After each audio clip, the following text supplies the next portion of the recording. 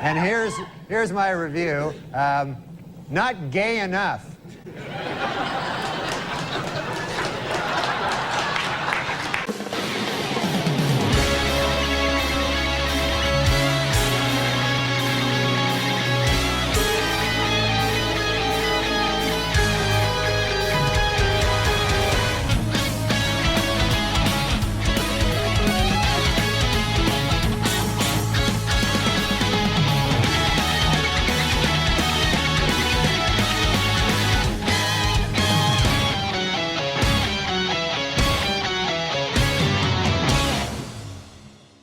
This week of Gavv kinda had the least amount of lore if we compare it to the last 6 other weeks, but I truly love this episode. Mainly, I really love the interactions between Hanto and Shoma, trying to kind of hide them being writers from each other, and it just was genuinely funny because they were really much in their heads like, oh my god, you would figure it out so quickly. And it's even funnier that like their name and their naming scheme of their writer moniker comes from a stupid conversation. It's like, oh, I can't, like Hanto's like, oh, I can't call myself something with chocolate. I am Valen. And it's like, oh, like Valentine? And it's like, and like Shoma is, oh, you can call me Kamen Red Gavv. No, Red. No, Gavv. It was genuinely like really funny because they're really in each other's head. And it's just genuinely funny. I don't know. While like the quote-unquote main story was revolved with Amane's grand aunt, which I do like that she and Shoma genuinely is like, hey, how's it going, grand brothers of my grandpas? I don't know, that's weird. Asking for her company's services to clean up her massive mansion, which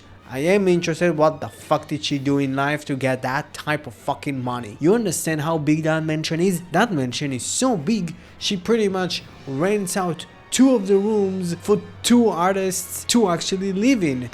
To be completely honest, you may say that she was an artist, but to be completely honest, the way that this kind of the story of the episode kind of unfolds itself, I don't see her actually being a very successful artist without even knowing another like artist or even a reviewer. But it was really fun to see like Amane and Shoma trying to clean up the place, and Shoma just messes up most of the time because of his abnormal superhuman strength or just his inability to break a fucking egg. While I do love that this episode gave the 2 artists some sort of characteristics, with the girl being super happy and super optimistic and actually seeing the art in imperfection. She is probably kind of like the end, and Amane like super naive because like both of them like believe the dude that said, hey, I am a nice big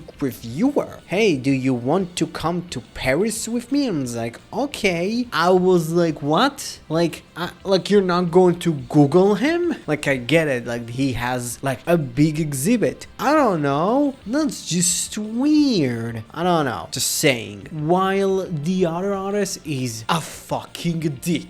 Like, he wants his art to be perfect. You can see it with the things that he's painting, but also he's like super impatient for a person that is just like, oh, everything needs to be perfect. Because like when the girl got pretty much the invitation to go to Paris, he got super pissy. And when Amane comes in and like gives him a cake and like tea or coffee, whatever she gave it, he was like, fuck off, and like threw a coat of paint on her. And what Amane did? Fucking like, oh, okay, I'm sorry. I was like, the fuck? Why are you sorry? He's like, yo, why the fuck you're letting this dude lash out on ya? Fuck you. Like, it is interesting if why specifically Amane like saw some like wanted to apologize to him when she was clearly in the right and he was clearly in the wrong. It could be like the customer's always right kind of mantra that she has, but it's like maybe she sees something in him, maybe she knows him, so it is kind of interesting. But it's like, man, like for fuck's sake, like slap him at least. While having Hanto kind of being in the background background, but still kind of getting involved with the story of the episode with the Granute artist, with the Granute like artist agent. I think he's supposed to be kind of like an artist, but also he's agenting a lot of other artists. Like he's investigating a lot of artists that actually went missing, and he connected it to the Granute and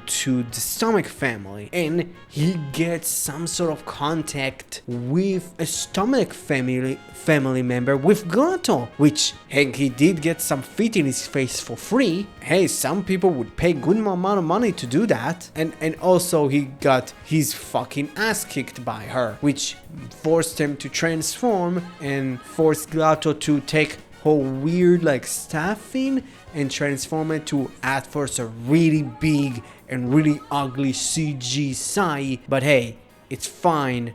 It's fixed. So yeah, like it was a really fun episode. It had a really fun little fight. Gavv got his chocolate form. I do like that he ate the gun to actually kind of create the gun. I don't know how to really explain it, but it's kind of neat. And I do like the perspective of the wall in between Gavv and the Granute. Yeah, I really enjoyed it. It's weak, but it's still like a super strong episode. This one gets an A+. So let's talk about the chocolate form. It's fine. Again, once again, like Gavv's suits are very top heavy. They are not that, like, their armor doesn't really go around their body as much, and it's not like, let's say, a Gachard situation where at least the top heavy armor at least has some cool fucking details. Here it's like, it's kind of boring. Like, I don't know, I am very bored of Gavv's suit. Like, I kind of grew to semi-like Punching Hopper, not Punching Hopper, Popping Gummy, but I don't know, like, I'm not that big of a fan of that suit. I'm not sure about that. So yeah, what you thought about Gavv episode 7? Comment below, let me know. Thank you very much for watching the video. If you haven't done it yet, if you liked it, please press that like button. Also, if you haven't helped your subscribe button finally reach his true goal of becoming a subscribed button, please do. Don't forget, you're the only one that can prevent forest fires. Thank you very much, and have a great rest of your day. Bye bye.